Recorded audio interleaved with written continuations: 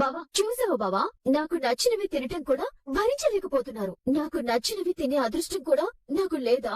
అందరి కళ్ళు నా తిండి మీదే, నేను చేసుకునే వాంతుల మీదే ఉన్నాయి. ఇది నన్ను అవమానించడమే బావా.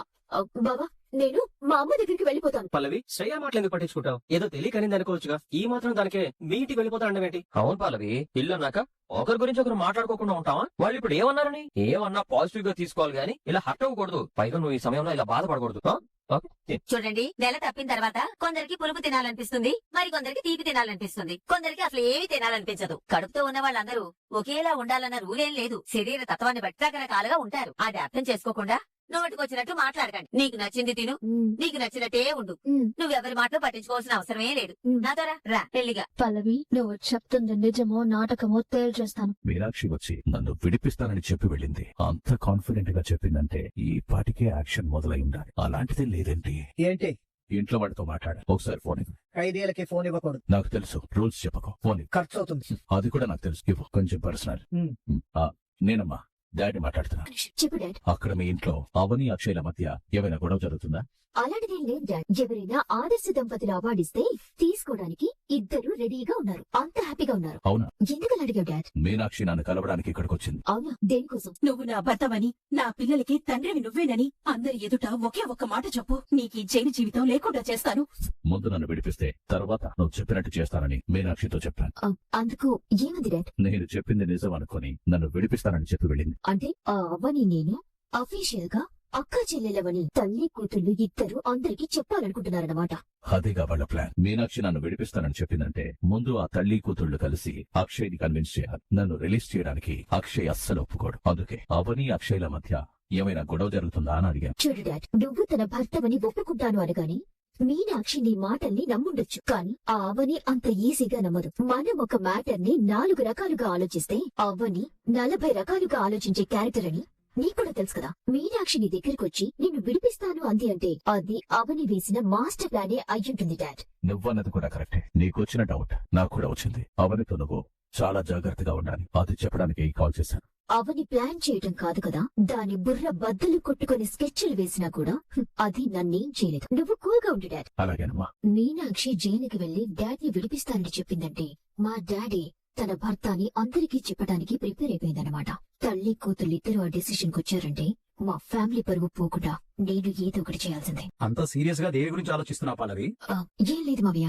నీకు పుట్టబోయే బిడ్డ ఆడబిడ్డ మగబిడ్డ అని ఆలోచిస్తున్నావా? మగబిడ్డ అయితే చిన్ని కృష్ణుడు మన ఇంటికి వచ్చాడు అనుకుంటా. అదే ఆడబిడ్డ అయితే మహాలక్ష్మి మన ఇంటికి వచ్చింది అనుకుంటా. ఎవరైనా కూడా మాకు సంతోషమేనా? ఆడపిల్ల పుట్టే అవకాశమే లేదురా. నా మనవరాలి కడుపున మా ఆయనే పుడతారు, అందులో అనుమానమే లేదు. అత్తయ్య, పల్లవికి మగబిడ్డ అయితే శ్రేయకి ఆడపిల్ల, శ్రేయకి మగబిడ్డ అయితే పల్లవికి ఆడపిల్ల పుట్టడం బాగుంటుంది. మనకు మనవడు మనవరాలు ఇద్దరు ఉన్నట్టుంటుంది. ఆడబిడ్డ మగబిడ్డ కలిసి పల్లవికి కవల పిల్లలు పుడతారేమో, ఎవరికి తెలుసు? అదే జరిగితే అంతకంటే ఆనందం ఇంకొకటి ఉండదు. నేను ప్రెగ్నెంట్ ని కాదన్న విషయం తెలియక వీళ్ళు చాలా ఎక్కువగా ఊహి చేసుకుంటున్నారు. ఎక్స్క్యూజ్ మీ, డాక్టర్ వచ్చిందేమిటి? నువ్వు పిలిచావారా? లేదమ్మా. రండి డాక్టర్. ఎవరి కోసం వచ్చారు? ఎవరమ్మన్నారు? నేనే రమ్మన్నాను. టెస్ట్ చేయించడానికి రమ్మన్నాను. టెస్టా? దేనికి? టెస్ట్ చేస్తేనే కదా ప్రాబ్లం ఏంటో తెలుస్తుంది. నాకు చెప్పకుండా నువ్వు నాకు టెస్ట్ చేయించడం ఏంటి? కమల్ బాబా నా కోసం వేరే డాక్టర్ ని అరేంజ్ చేశాడు. శ్రేయకి కాళ్ళ నొప్పులు వస్తున్నాయి, అందుకే డాక్టర్ ని పిలిచాను. డాక్టర్, ఫస్ట్ శ్రేయాన్ని చెక్ చేయండి. రండి కూర్చోండి. ప్రెగ్నెంట్ లేడీస్ కి కాళ్ళవాపులు రావడం, వికారంగా ఉన్నట్టుండడం కామన్ అండి. మీరేం టెన్షన్ పడకండి. టాబ్లెట్స్ రాసిస్తాను, ఈ టాబ్లెట్స్ వాడండి, సరిపోతుంది. డాక్టర్, మా పల్లవి కూడా ప్రెగ్నెంటే, తనని కూడా ఒకసారి చెకప్ చేయండి. వద్దు, నాకొద్దు. పల్లవి, నేనే ఇంకా చెకప్ కి తీసుకెళ్దాం అనుకున్నాను. డాక్టర్ ఎలాగో వచ్చారు కదా, చెకప్ చేయించుకో. వద్దు బాబా, ఇప్పుడే వద్దు. వద్దంటావేంటి పల్లవి? ప్రెగ్నెంట్ గా ఉన్నప్పుడు చెకప్ చేయించుకుంటే హెల్త్ కండిషన్ తో పాటు వాళ్ళు ఏం వాడాలో ఏం వాడకూడదు, ఎలాంటి జాగ్రత్తలు తీసుకోవాలో తెలుస్తుంది కదా. చేయించుకో పల్లవి, నాకేం ప్రాబ్లమ్స్ లేవు. నేను తేడా చేయించుకుంటాను. నువ్వు చెకప్ కు వెళ్లే అవసరం లేకుండా డాక్టర్ ఇంటికి వచ్చారు కదమ్మా. నీకిష్టం ఉన్నా లేకపోయినా నీ కడుపులో ఉన్న బిడ్డ కోసం చేయించుకోవాలి. నీకు మంచిదే.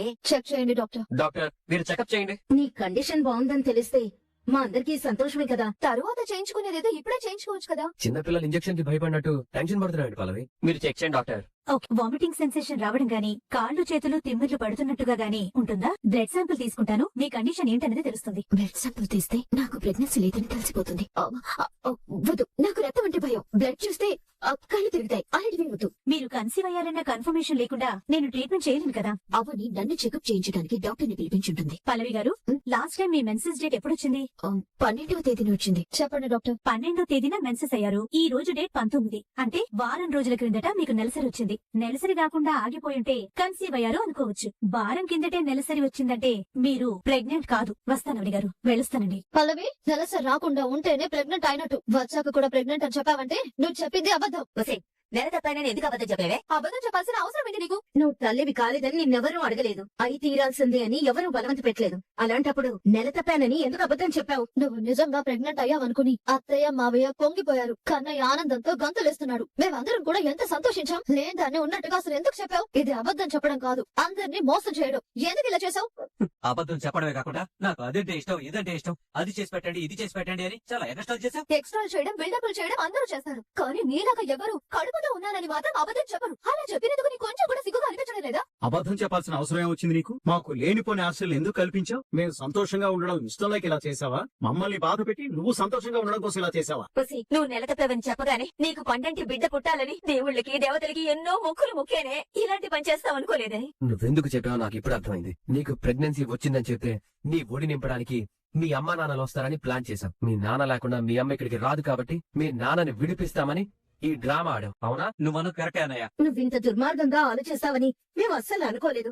కడుపు వచ్చిందని మెదవ నాటకాలాడి మా అందరి ఎమోషన్స్ తో ఆడుకుంటావా? మమ్మల్ని అందరినీ ఫోర్స్ ని చేస్తావా? చెయ్యరాని ఘోరాలు చేసి జైలుకి వెళ్లిన మీ నాన్నని విడిపించుకోవడానికి ఇంత డ్రామాలు ఆడతావా? నీ భర్తను అమాయకుడిని చేసి తనని కూడా మోసం చేశావు. నీ కడుపులో ఉన్న బిడ్డని చంపేయడానికి నేను మా అమ్మ ప్రయత్నించామని మా మీద నిందలు వేశావు. మమ్మల్ని అవమానించడానికి ఇంత నీచానికి దిగజాతావా? ఎందుకే మమ్మల్ని ఇంతలా మోసం చేశావు? ఇలా చేయడానికి నీకు మనసు ఎలా వచ్చిందే? కావండి, ఇంకా పండుతాయా? నేను అబద్ధం చెప్పాను, మిమ్మల్ందరినీ మోసం చేశాను, నా తండ్రిని విడిపించుకోవడానికి ప్లాన్ చేశాను, డ్రామాలాడాను అంటూ ఇప్పుడు ఇష్టానికి వాళ్ళు మాట్లాడుతున్నారు తప్ప నేను ఇందుకు ఇలా అబద్ధం చెప్పానని ఎప్పుడైనా ఆలోచించారా? పల్లవి, పల్లవి, ఏం చేస్తున్నావు? పల్లవి, పల్లవి, పల్లవి ఆగు, నా మాట విను. పల్లవి, పల్లవి, పల్లవి ఆగు. పల్లవి, పల్లవి. అదే ఏంటమ్మా ఇది? భర్త సపోర్ట్ లేదు, తండ్రిని చూసి అదృష్టం లేదు, తల్లితో చెప్పుకునే పరిస్థితి లేదు.